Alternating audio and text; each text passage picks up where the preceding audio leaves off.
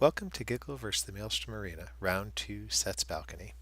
When you're done with one stage, you can hop into the portal there, and it will take you on to the next. Now the nice thing is, when you land, you're not put right into combat. As you can see, Seht's Balcony, everything's calm now. It's not until I take a step forward that I arrive there and that the fight begins. So if you need time to buff up, take it at the beginning. Make sure you've got food on. Make sure that any long-term buffs you need to cast have been cast. Now you can see the mechanic with this stage is there's whirling blades of death everywhere. In veteran mode, from what I've seen in other videos, they really are whirling blades of death and you don't want to get hit by them. In normal mode though, they don't do too much damage. I mean, I got shredded there a bit. There's more shredding coming up. You want to dodge them if you can, but if you have to get clipped by them, it's not the end of the world. So you can focus on taking out the mobs and dodging them as best you can. There is a pattern to the blades, so you can, in theory at least, dodge all of them. If you kind of run along following a blade, that helps a little bit. But as you can see, the blades are coming in both directions. Off on the side, you can see little glimpses of that lever. I believe that stops the blade. I've never actually used it, so I can't tell you for sure. But on normal mode, I don't think you really have to. The Centurions here have 137,000 health, which is decent for a boss type guy, but not too hard to get through. You'll be fighting them for a little bit and trying to avoid all of their sort of easily telegraphed attacks. Don't stand in the red cone. The steam spray will really hurt. Don't stand near them when they're winding up. Basically, having ranged attacks on these guys makes a huge difference, and staying in motion means that you can avoid a lot of their ranged attacks too. So they're fairly burly, but they're not too bad to deal with. Some of the smaller guys, the dweomer spiders and stuff, they only have about 8,000 hit points, so they'll go down in one hit if you're using a strong enough ability. 600. And down he goes. The really hard part is dealing with all this and avoiding the spinning blades at the same time.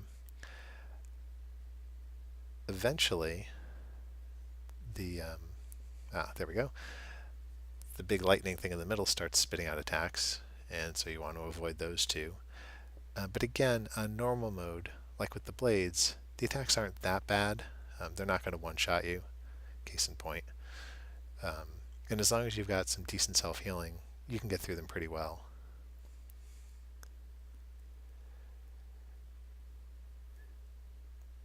You can see there the power-ups are available. Again, if you're having trouble with a stage, especially on normal mode, use them. The only disadvantage to using a power-up is if you're playing in veteran mode, using a power-up reduces your score. If you're just trying to get it complete though, who cares about score? And it's really just a matter of use them when they're going to be the most effective, or use them when you really need them.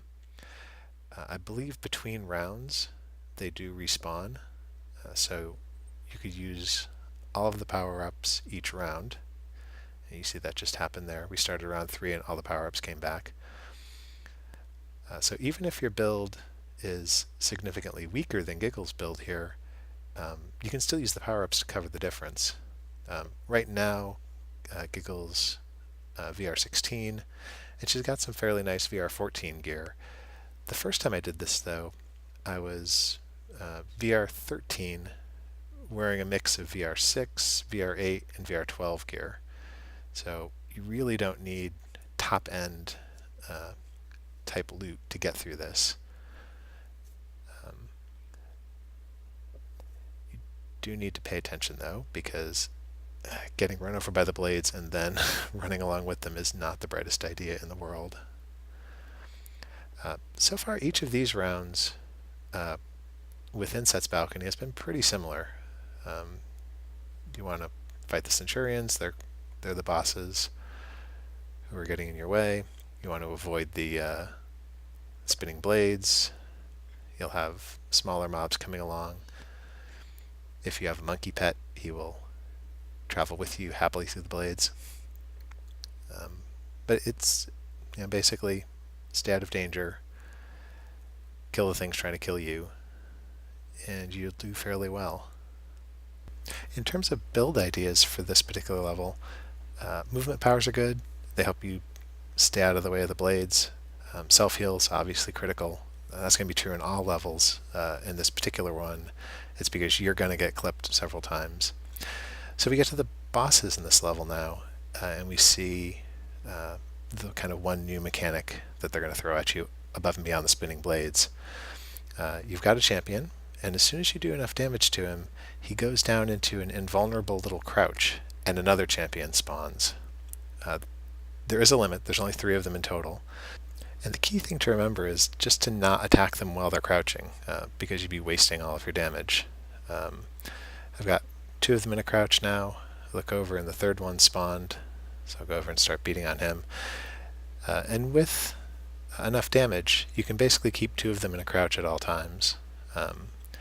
If you're having trouble with it, I believe what you can do is just go a little bit slower and let the first one come out of its crouch before you put the second one into a crouch. That way you can just take the first one down. One other thing that's very useful to have, now you can see I've got 2 of them out of a crouch. Put the first one in, number 2, get to work on him. Another thing that's very useful to have in these fights is an execute, and that's going to be true in any of the rounds. An execute is a power that does more damage to targets at low health. For Nightblades, that's Impale. For Magic Nightblades, rather, that's Impale. It'll do up to 300% more damage to badly injured targets, basically anything under 25%. So as soon as I see someone go under 25%, in theory I should switch to Impale, because that'll take them down much, much faster. And that's, I think, what I do here. Yep. Switching to Impale. Unfortunately, he goes into his crouch before I can finish him off. And now I've got someone with 46% health. So I go back to funnel health spam, where I'm doing, I got an Assassin's Will in there, actually, 21k damage. And he goes down. He's at 22% health, so I can go to Impale, and you can see he drops in 2 to 3 hits. That helps take a lot of pressure off, especially because at low health, bosses will sometimes have unique mechanics. But with 3 of them down, we're all set. The round is over. Chest Champions has spawned. This time the loot isn't quite so great. No set bonus items this time, just some gold, a Grand Soul Gem, and a Rubidite Greatsword. You can see it's rank 15, and even at that, even as a blue, it's got more damage than the legendary staff that I'm carrying. So potentially worth using, but with no set bonus, it's not really all that great. For an easy round though, it's a decent prize.